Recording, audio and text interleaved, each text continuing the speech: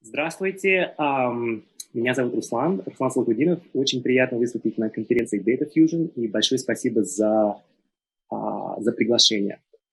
Лекцию я буду читать на английском языке, если вы не возражаете, но отвечать помогу на вопросы и на русском после презентации.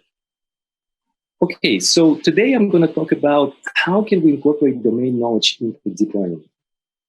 And over the last decade, we've seen a lot of impact, in particular in the area of speech recognition, in computer vision. Many of you probably worked with, deep learning and convolutional neural networks and computer vision applications, but also in the space of recommender system, language understanding, and drug discovery, medical image analysis. What I'd like to do today is to kind of give you a brief overview of what's happening in my lab at Carnegie Mellon University. And ultimately, what we want to do is we want to develop computer algorithms that can, see and recognize objects around us, that can understand human speech. A big part of my research is also focusing on how can we get algorithms to reason and understand natural language? How can we build agents that can move around autonomously, that can explore a plan, and in general display human-like intelligence?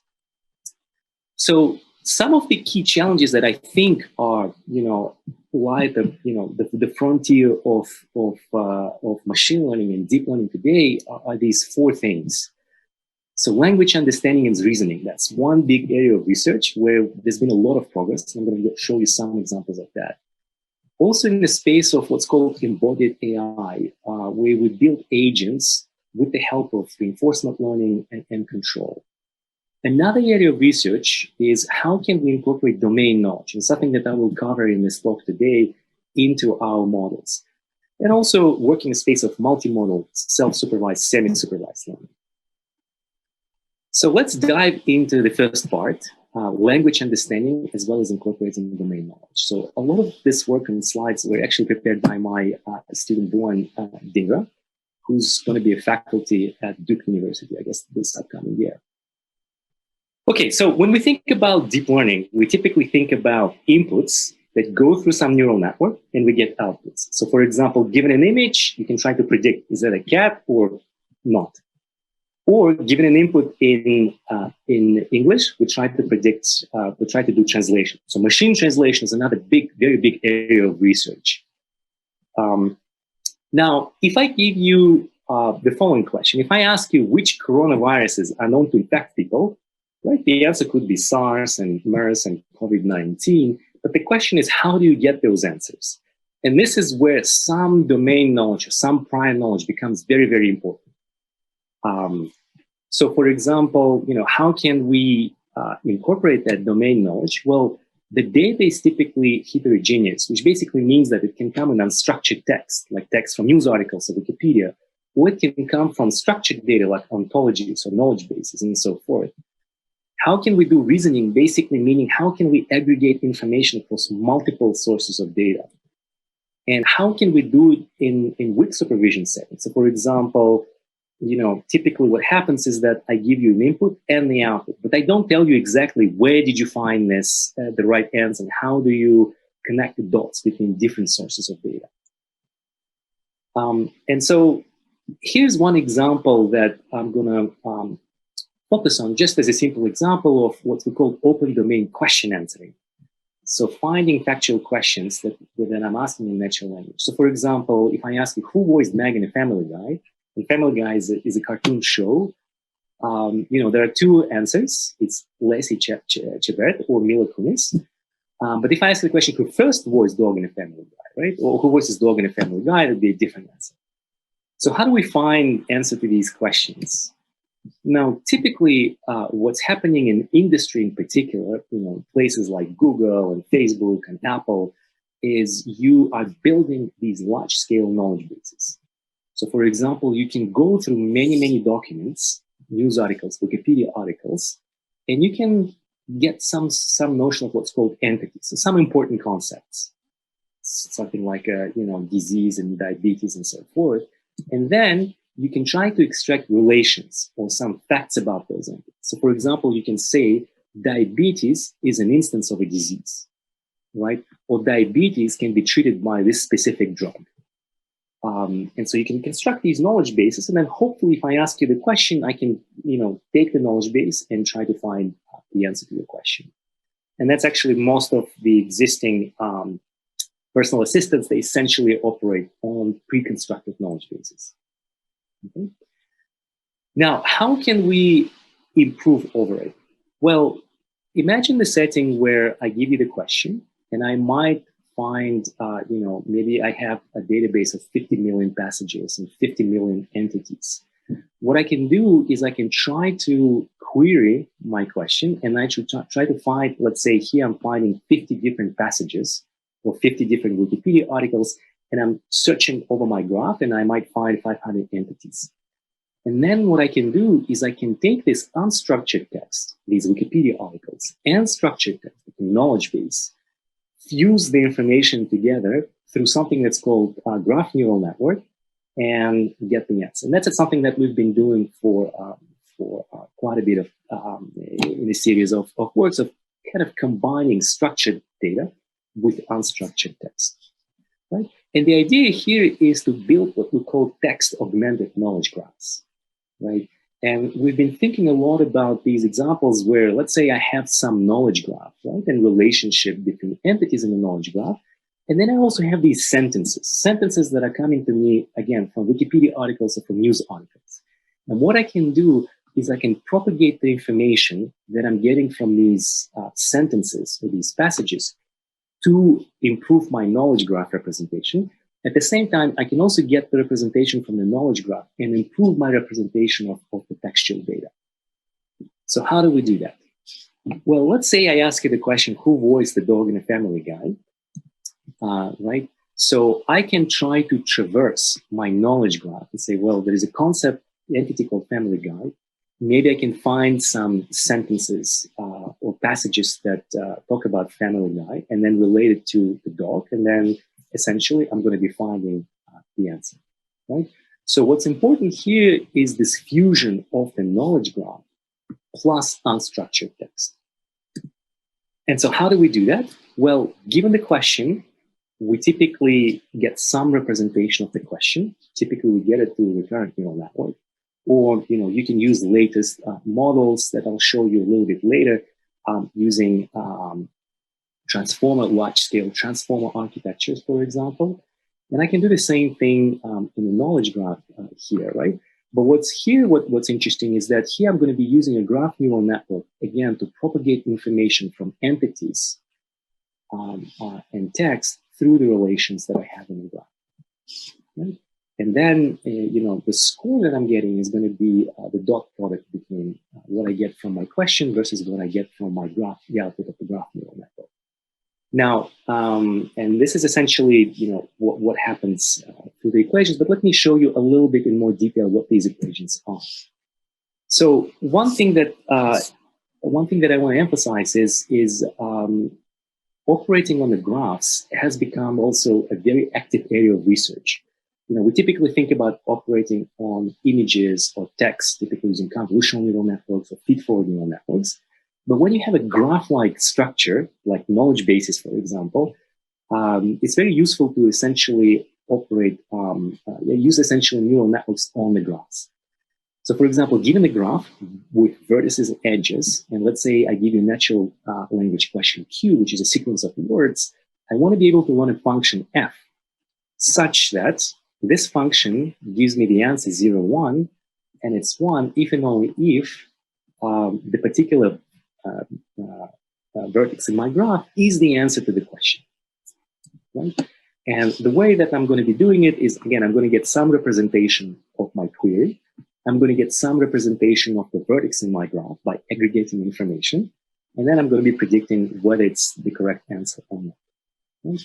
So here, H sub Q is the representation coming from a recurrent neural network, such as LSTM, and H sub D is a node representation that's coming from a graph convolutional network.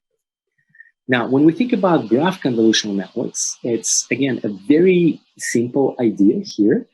We typically operate as follows. If we have a graph structure, then what we can do is we can say, well, look at the information coming from the neighboring nodes, right? So you see these incoming edges. So I take the values HV at t-1 of all of these blue nodes, right? I compute the total input, and then that produces the total output targeting the next blue node, right?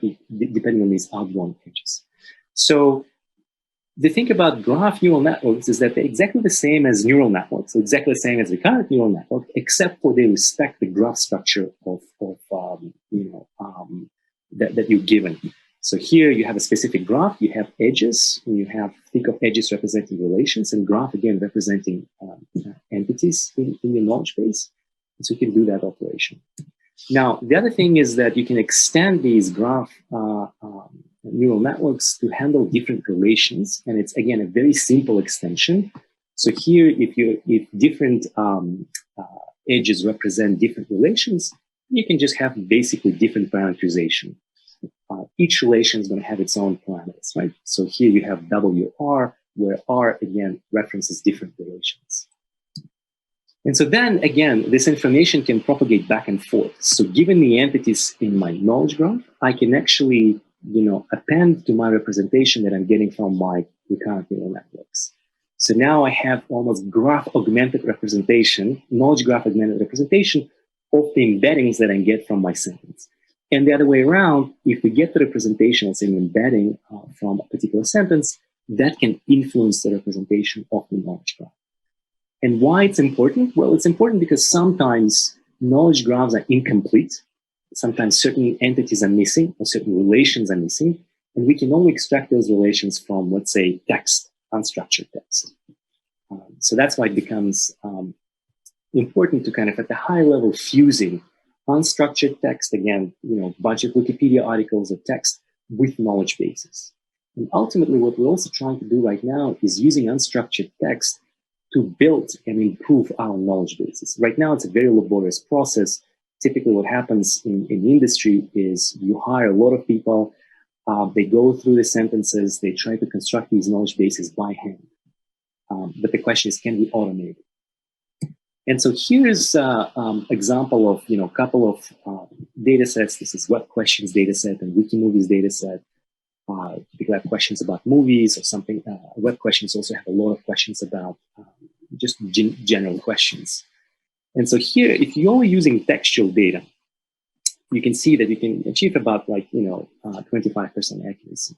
KB completeness here basically means how complete your knowledge base. If we remove certain entities or relations, so here 50% completeness basically means we remove 50% of entities and 50% of relations from our knowledge base.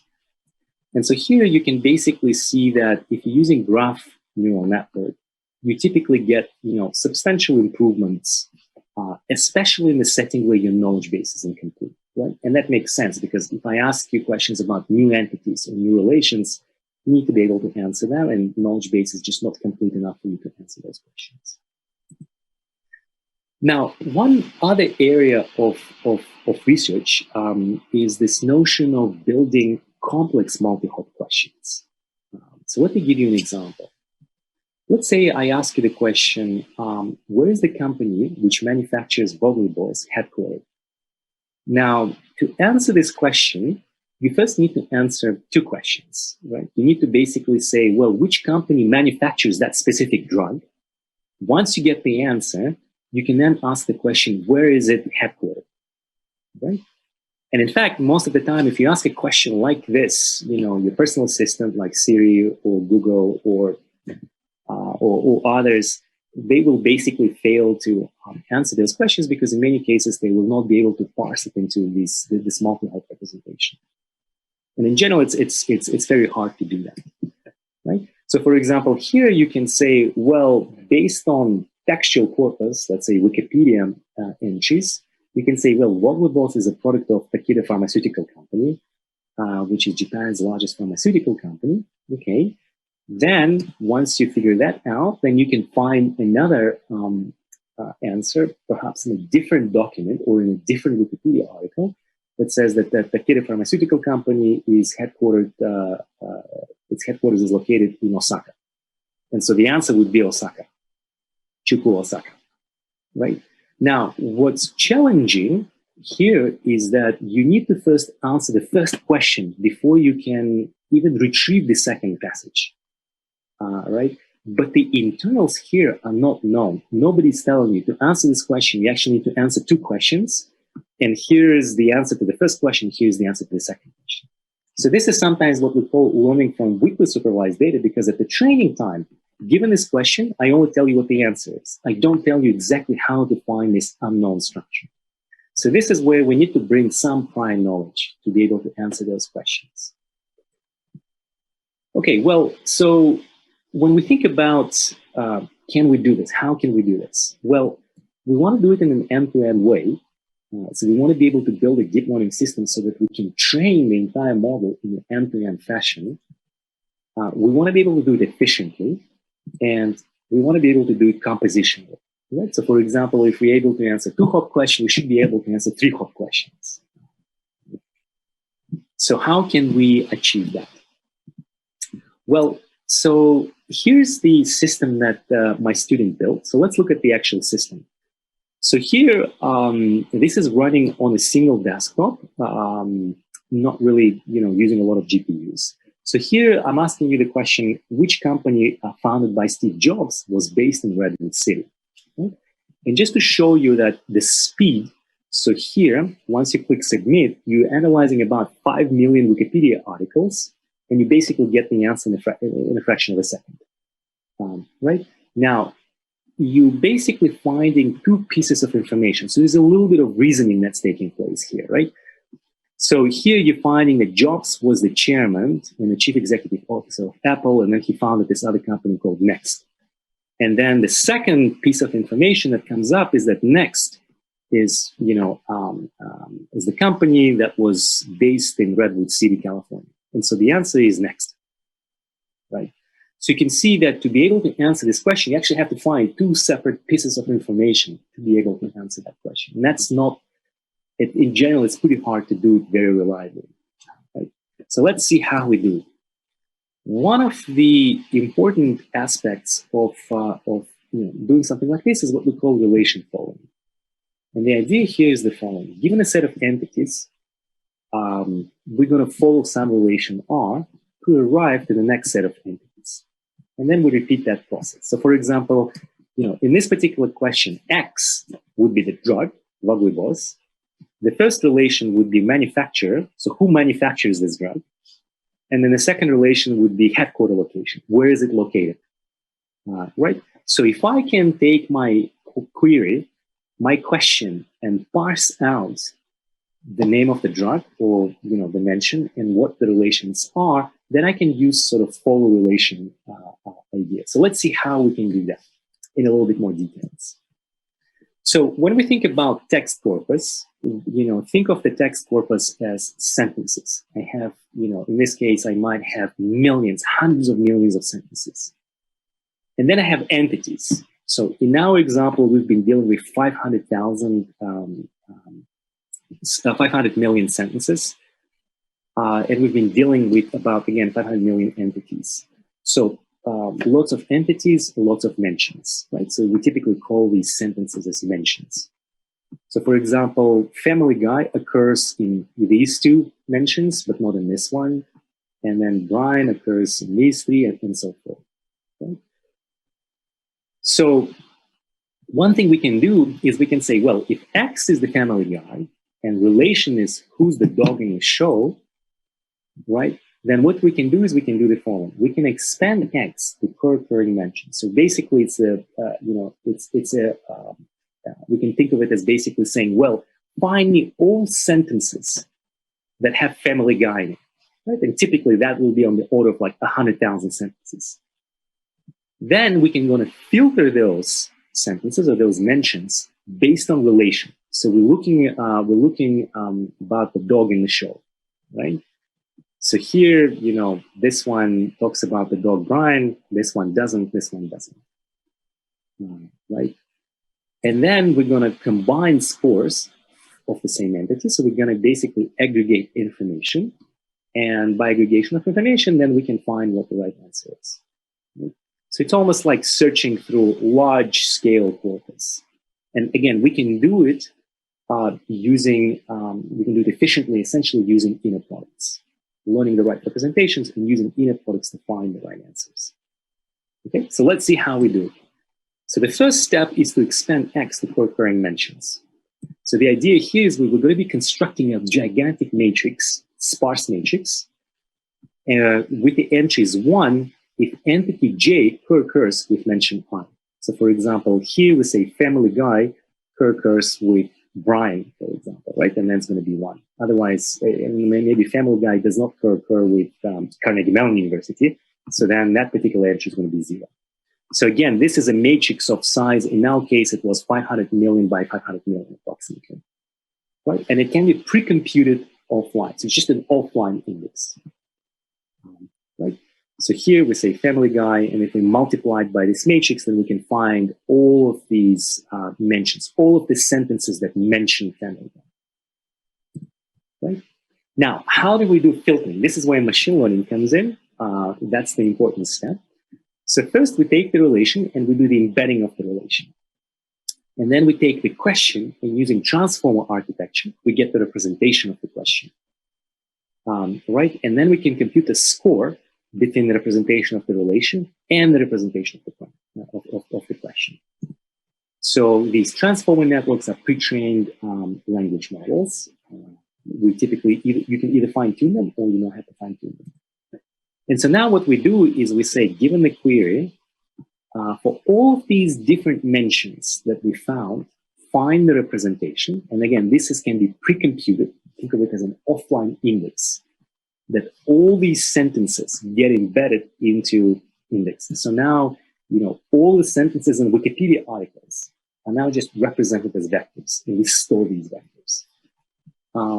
And then what we can do is we can use nearest neighbor search, efficient nearest neighbor search, to find the top K mentions, right? And so this operation can be done fairly efficiently, right? So that's the step, and that's the step where learning happens, because through the process of learning, we actually fine-tune what these representations should be, right? Now, these are mentions whose type matches a particular relation. Then we do element-wise dot product. So we filter out all the sentences that don't follow our relation. So we now get sentences or mentions that satisfy X follow relation R.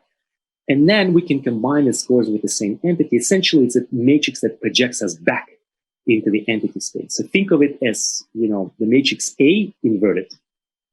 Right, so this matrix goes from the entities back to the particular concepts or entities. Right? And so it's a transpose of matrix A, and we get our answer. So now we basically have this specific operation, right? We expand the co-occurring mentions, the co-occurring sentences. We filter them out based on relation, and that's where the learning happens. And then we can combine the scores of the same entity. Right? Now, this operation is efficient. It's closed under composition. So what that means is that we can apply two relations in this setting, right? We can say X follow relation R, that gives us a new set of entities. And then we follow relation 2, that gives us a new set of entities, right? And it's differentiable. What that means is that when we're optimizing the entire system, we can actually backpropagate through these matrices and through these operations. So the entire model is differentiable, right? Now, how do we actually implement this? So the way that we do it is, given X, we do what's called soft entity linking. So we basically try to understand what our X is, what's the mention, and what our relations are, right? And typically, the way we extract R1 is through the transformer with specific parameters, and R2 is constructed through transformer as well.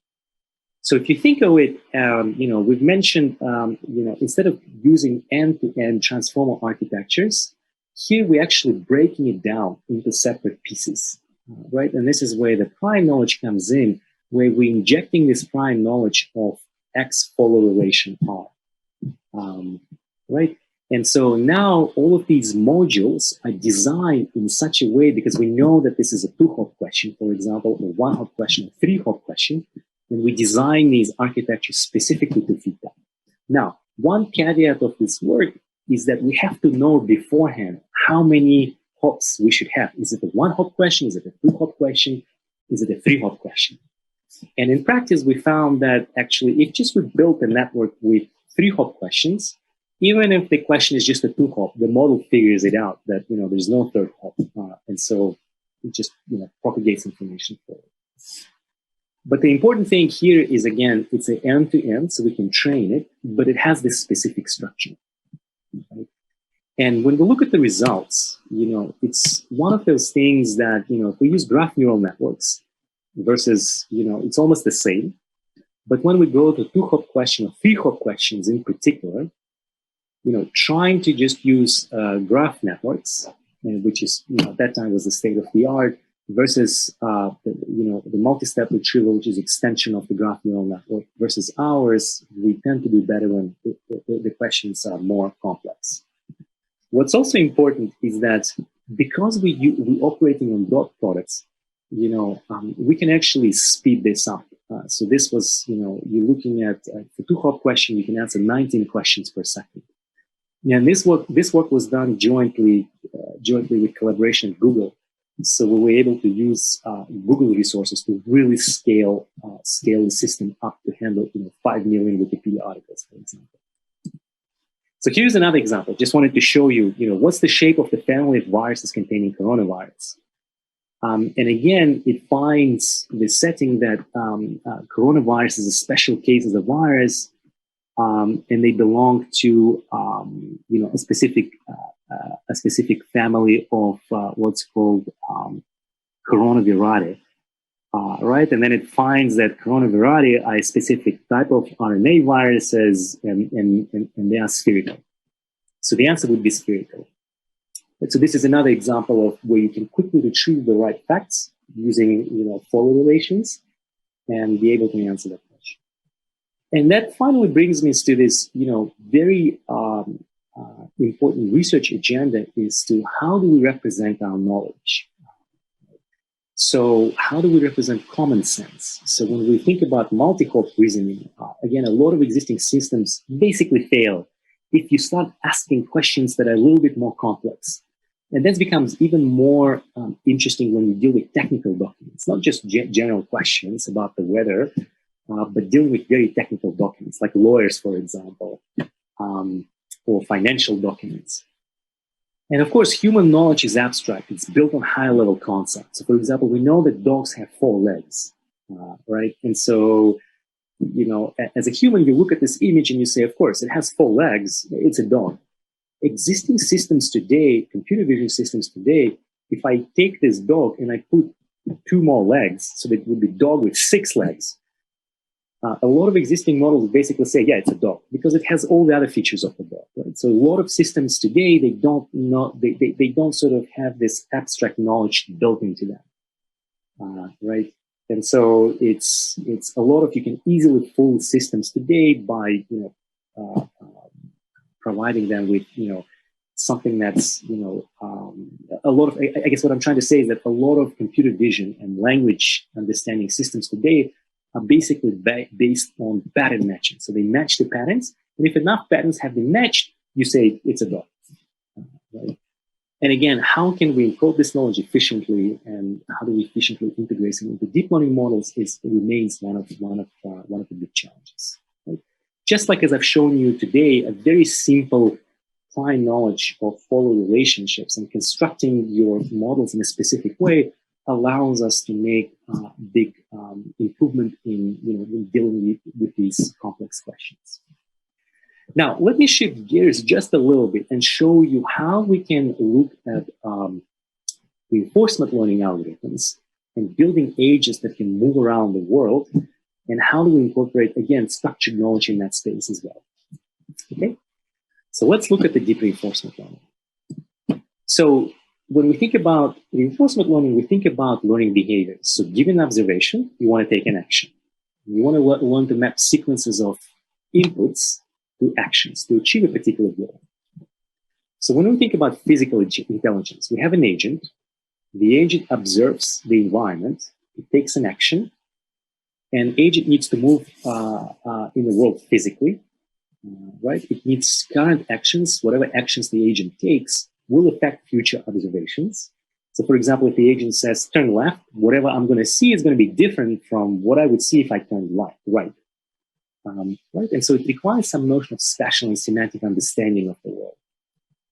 And let's look at one particular task of navigation.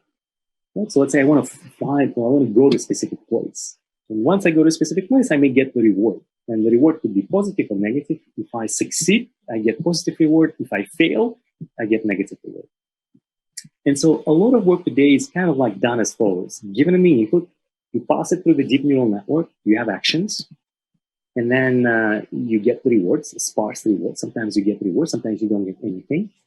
And then based on the rewards that you get, you adjust parameters of the neural network. So this is sometimes called end-to-end reinforcement learning. Okay? And so, for example, we can say, well, we can adapt it to what's called goal-conditioned navigation, or sometimes people talk about goal-conditioned policies, or a goal-conditioned policy where I tell you where I need to go, figure out how to get there. So, for example, it could be point goal. I can tell you X, Y coordinates. It could be an image. I show you an image and I tell you, find me this image. It could be an object goal. I can tell you, go to the sofa. Or, in a more general way, it could be a language instruction.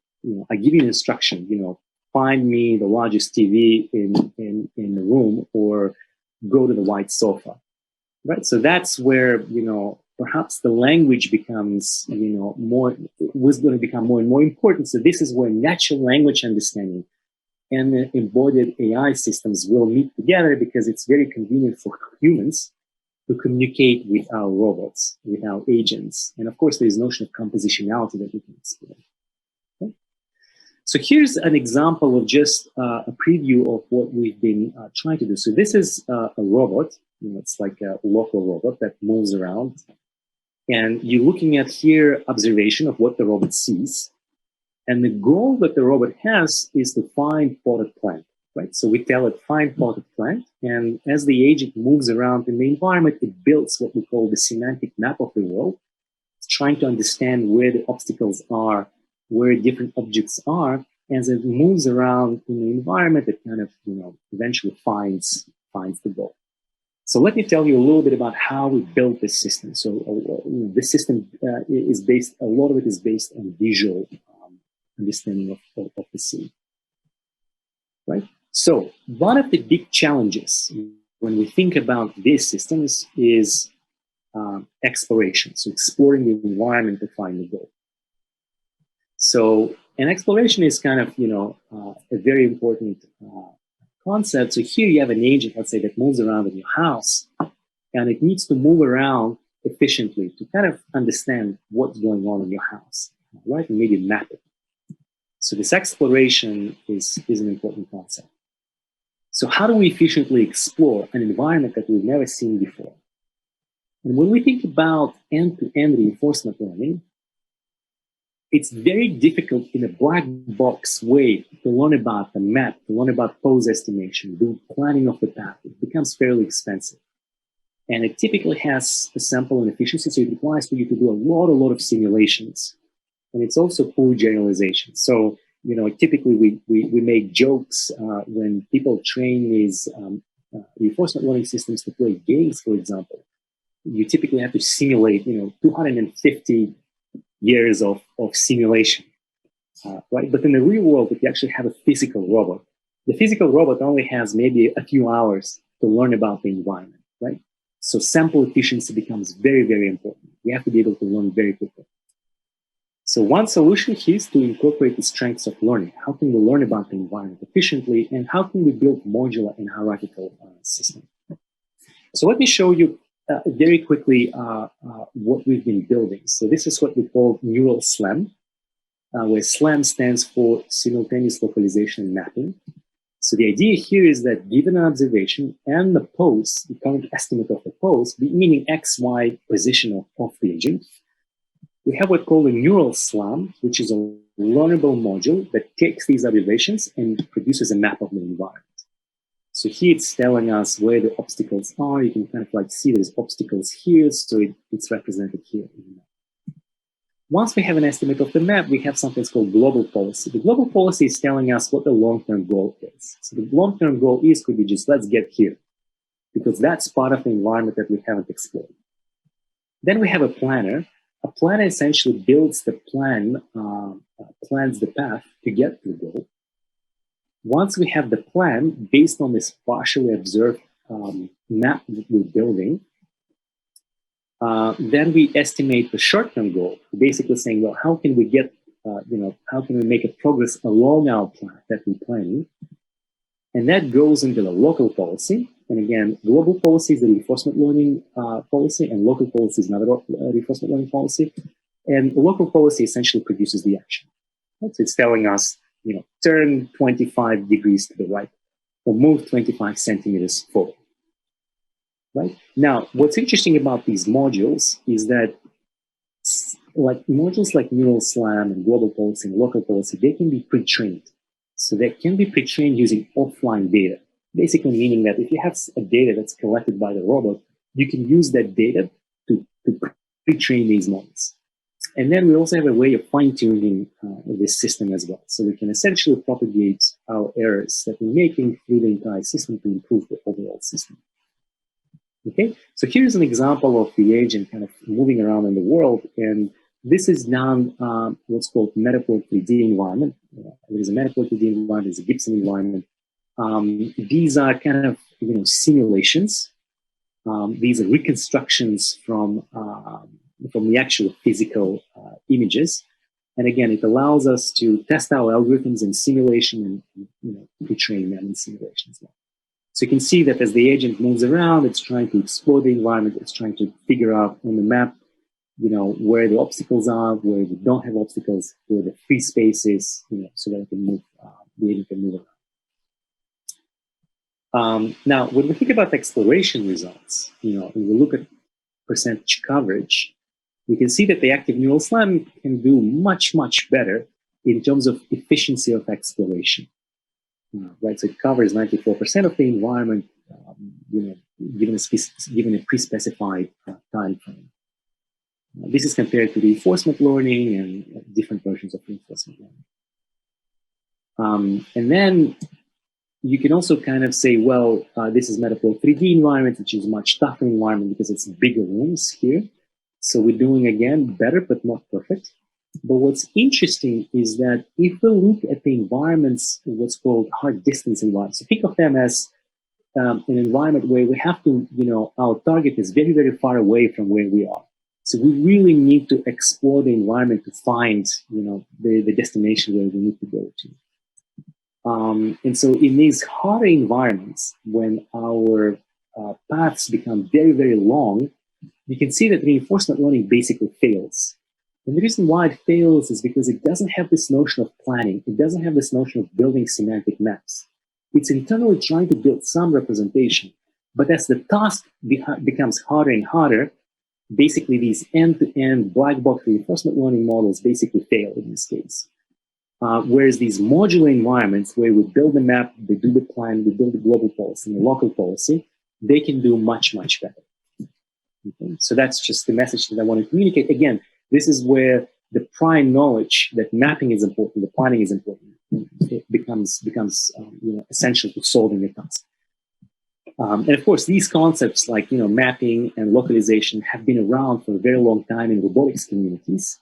It's just showing that putting together ideas from robotics and learning can give us substantial improvements for these tasks. Okay. So even in the context of mutation learning or active learning, we can do much, much better. Now, in the last part of the talk, let me just focus on the other aspect, which is image goal navigation, right? And this is where the notion of semantic price comes in. So for example, let's say you have an agent, you have a robot, and I give you a target image of a stove. And I tell you, which path would you take? Would you take path number 1, 2, or 3? Now, obviously, many of you would take path number 2, or maybe 1, because you don't know what's going on in this part of the house. But very few of us would choose path number 3, right? And why is that? Well, most of the time we know that stoves are located in kitchens, and kitchens are located on the first floor, right? So if you have to explore this environment, you would make this common sense association. You would basically say, well, given this image of the stove, I wouldn't go and look for the stove in the bedroom, right? I wouldn't go to the bathroom, or I wouldn't go to the second floor and try to find out what's going on there, right? So humans, we're using these semantic wires and common sense to explore and move around and understand the environment. And most of the algorithms today basically don't do that. Most of the algorithms today would just start exploring randomly, right? And so the question is, how can we do that? And again, one thing that we've been thinking about is building what's called topological map, trying to basically understand there's a living room, there's a dining room, maybe there's a hallway, there's a kitchen, there's a master bedroom, let's say. And again, we're looking at the indoor environments, but the same techniques can be applied to outdoor environments as well. For example, in the context of self-driving cars. So when we think about topological representation, we think about the nodes.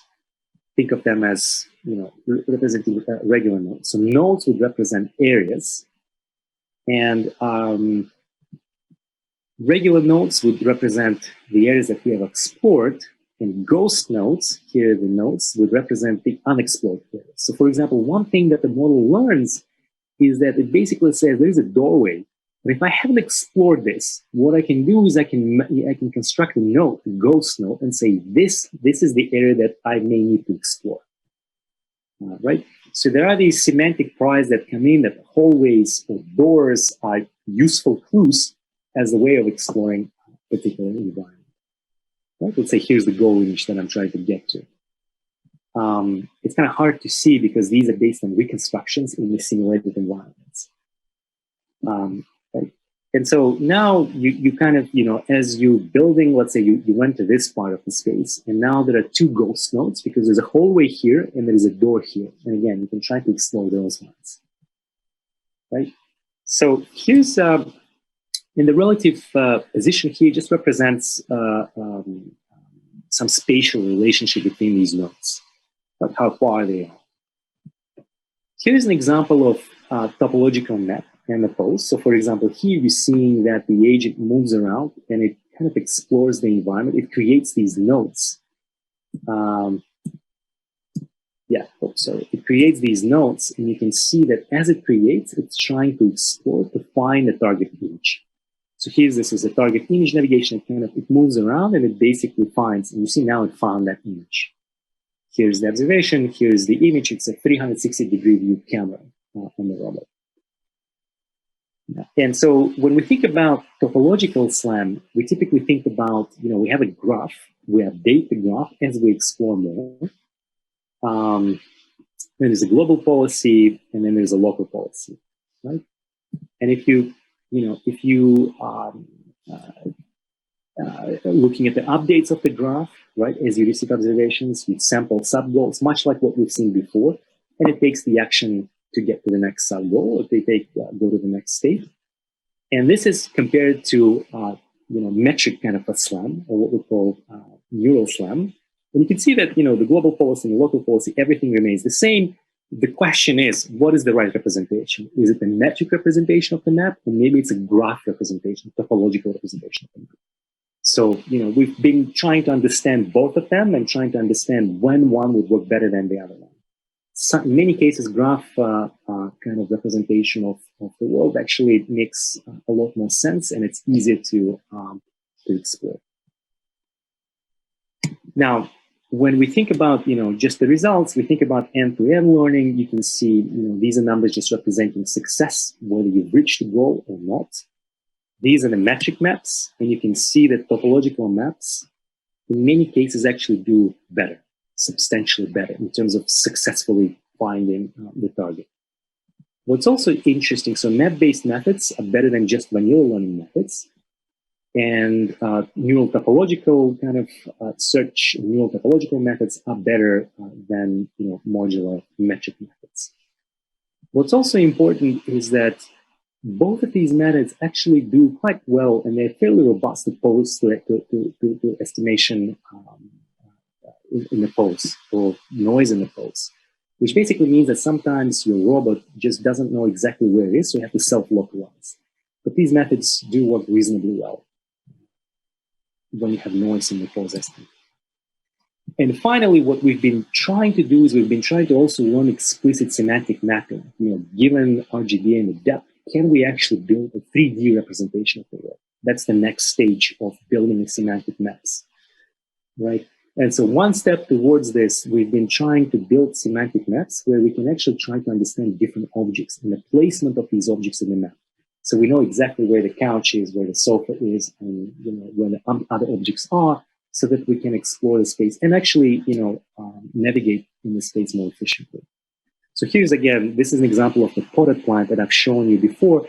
What's important here is kind of, if you look at the map that you're building, right, as you're exploring in this environment, you can kind of build a map. There's a couch here, there is a bed here, and as you're moving around, there is a chair and so forth, right? So as it moves around, the agent is trying to actually map the semantic representation of the world, right?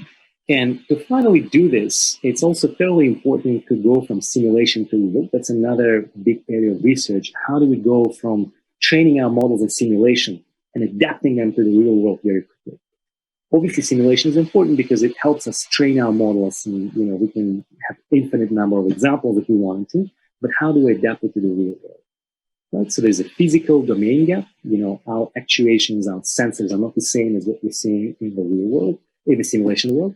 And there's a visual domain gap. Things in simulation don't necessarily look exactly like what we're seeing in the real world. And so, physical domain gap, there's actuation noise, there's a sensor noise. In a visual domain gap, people typically try to build image translation systems, maybe build some policy-based systems and such. So again, this is just an active area of research, and this is what our robot looks like. It was donated to us by Facebook, and it's, again, trying to use the systems that we develop in the simulation and adapt them in the real world. Is something that we are trying to do right now. And finally, let me just say that, in this presentation, we've talked a little bit about understanding, natural language understanding. We've talked a little bit about, building autonomous agents that can move around the world. And ultimately, it all comes down to building these complex AI systems, right? AI systems that can, imagine your robot in your house that moves around, understands what's going on, understands your speech as you talk to it, that can reason and understand natural language. So it can understand natural instructions, it can reason with you, it can answer questions, and in general display kind of, human-like intelligence. And that's, a holy grail of building AI systems. So on that note, thank you very much. I'd like to thank all of my students in my lab. A lot of this work was done by my students, and thank you.